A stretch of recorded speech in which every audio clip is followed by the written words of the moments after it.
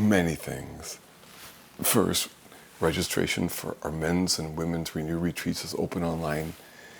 Man, if you're part of this parish and could make that work, I think you'd love it. Please just encourage you to consider that. Then we go to things like this time of year, right? Graduations, exams, Mother's Day, and now a new Pope.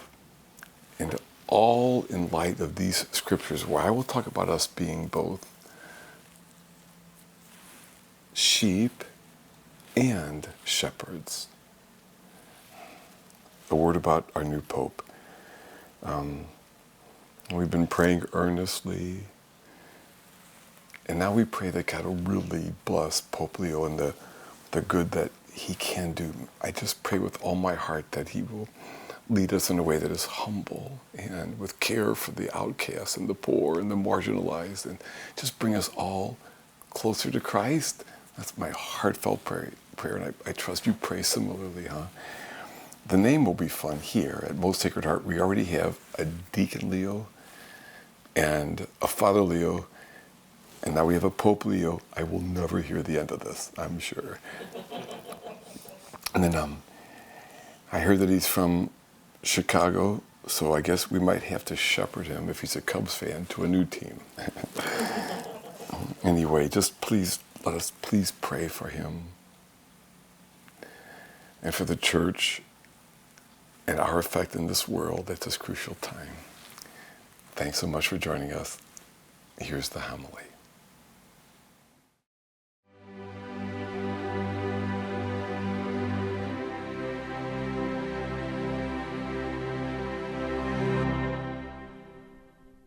Perhaps it was because I was so sad that the picture stood out for me so clearly.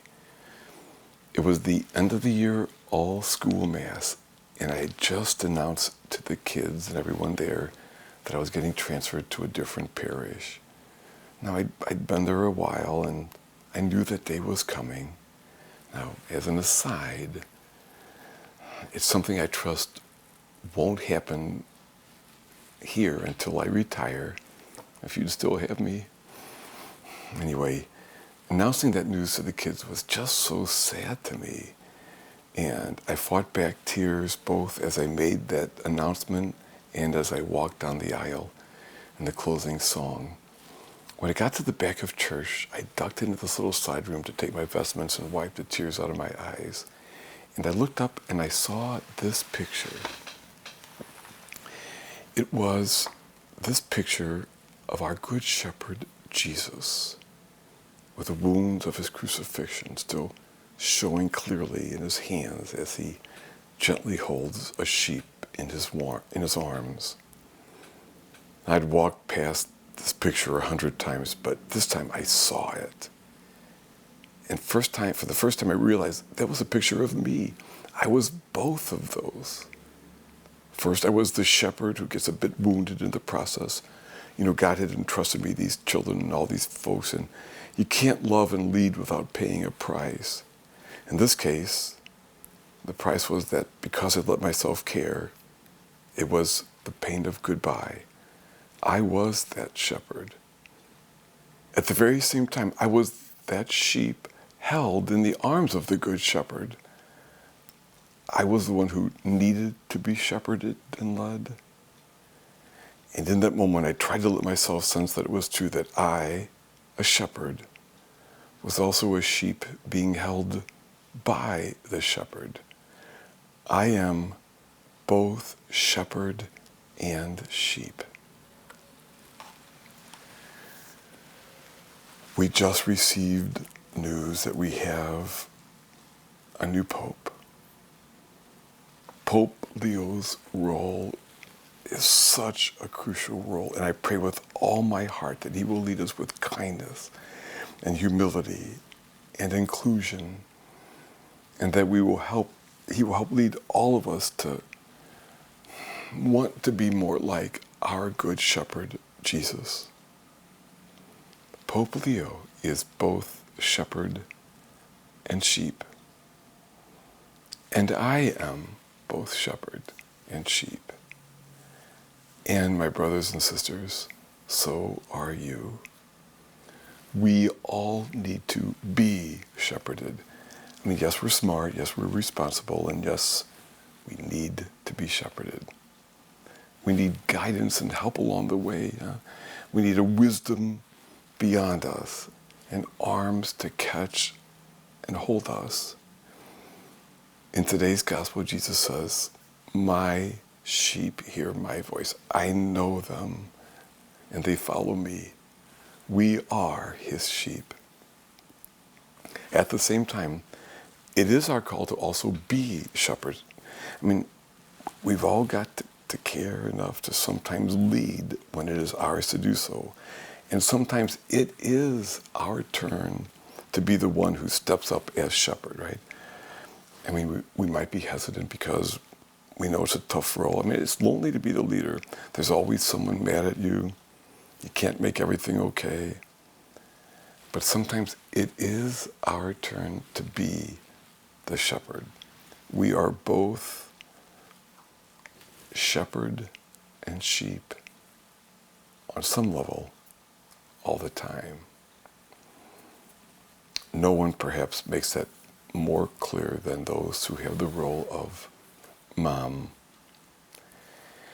I'm convinced that one of the most amazing ways that God shepherds us is through the love of our mothers.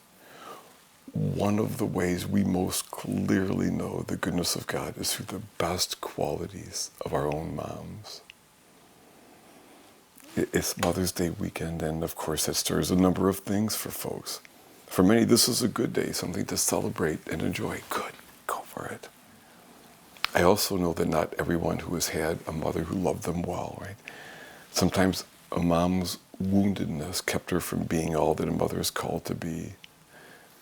To all who have or had a troubled mom, please know that God is nothing like the worst of your mom. And the best of your mom is just a taste of how great God truly is. Also, there are some who are sad because they want to have kids, but that just won't end up happening, right? If that's you, please know that God is still counting on you to love the children of this world, to be a shepherd for them in some way or another. And there are always those who are grieving on this Mother's Day, right? Maybe there's a strained relationship. And the pain of the death of a mom or of another loved one can be shoved in our faces in a painful way this weekend. And if that's you, may you be consoled by that great promise, love is forever. And to everyone, whatever the strengths or weaknesses of our moms, this can be a good day to say some of those things that don't get said clearly enough. Living or deceased, it can be good to say to our moms what we need to say. I love you, or I forgive you, or I'm sorry for what you suffered and thank you for doing the best you could. For there is something in the love of a mother for her children that reveals the self-emptying love of a good shepherd. God shepherds us through our moms.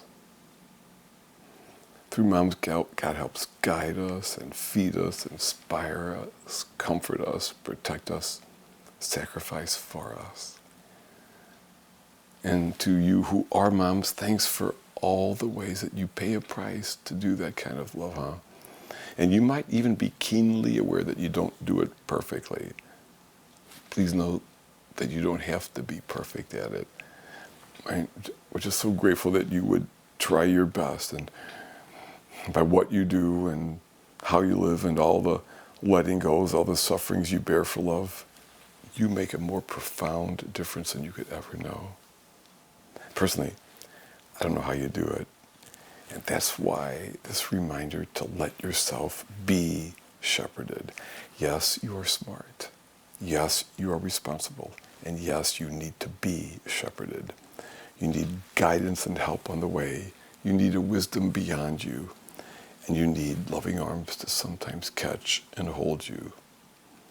I mean, though you regularly shepherd others, you are also Christ's sheep. So moms, hang in there. I mean, your sacrifices are worth it. What you do is noble, even when it feels monotonous or is frightening, exhausting, or lonely. You give us a glimpse into the heart of the Good Shepherd. This day, perhaps especially, I invite you to again trust the promise of your shepherd who says to you, I am with you always. Always, always, I am with you. And that is the promise of the Good Shepherd for each of us. Again, sometimes we are called to step into the role of the shepherd, and always, by the grace of God, we remain sheep as well. Sheep with the most amazing shepherd of all, whose goodness we get a glimpse of in the love of a mother.